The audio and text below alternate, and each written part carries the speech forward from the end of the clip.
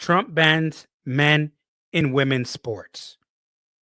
I said Trump bans men in women's sports.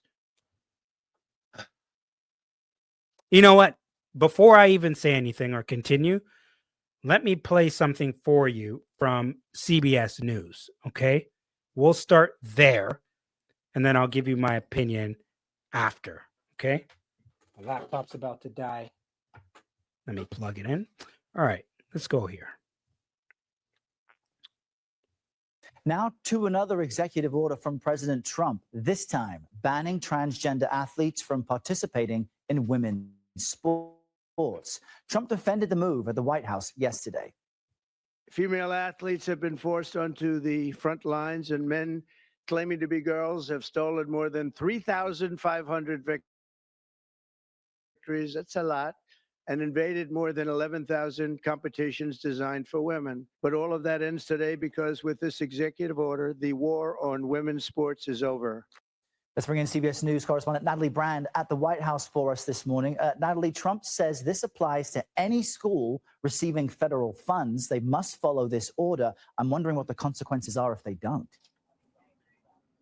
Yeah, those who do not comply could jeopardize that federal funding, according to this new executive order. Now, a White House official did note that transgender female athletes could compete on co-ed or male teams. You may remember, Errol, this became a big issue on the campaign trail. The president talked about it a lot, spurred on by conservative parents groups. But already, in response to this new executive order, we are seeing pushback from advocacy groups and also some attorneys general. Connecticut's AG put out a statement calling the new EO mean-spirited and unlawful. In a statement, he goes on to say the U.S. Supreme Court made it clear that discrimination against transgender individuals is illegal under the federal law.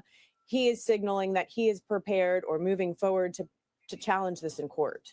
Can you help us also understand what's happening at this? All right, folks. So as you just heard, President Trump signed an executive order banning transgender women in women's sports. And so it's a tricky topic.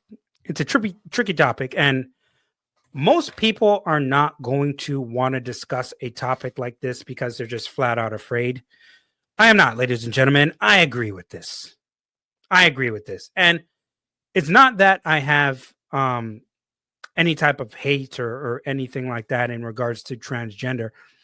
It's just that it's you're having a man playing women's sports, and there are biological differences, and it is not fair towards women, in my opinion.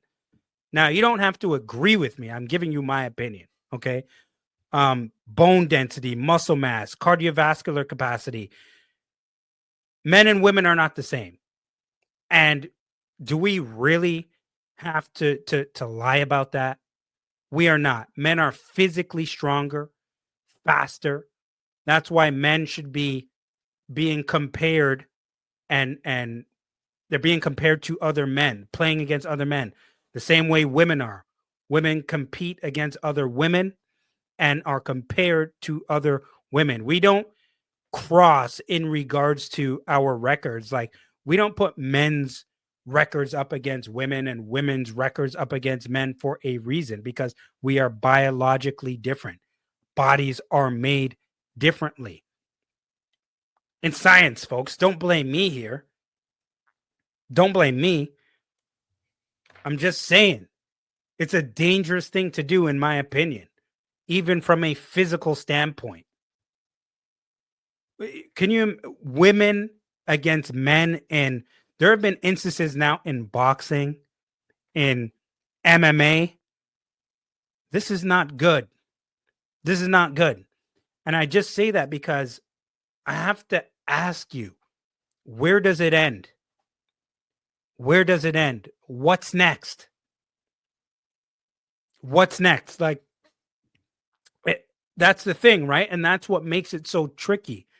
And to me, that's why you have to put your foot down in regards to this subject kind of like what Trump did, just ban it at this point, because where does it end?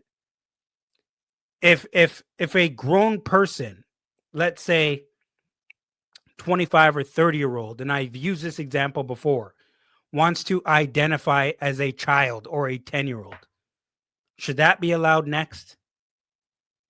Is that where we're headed?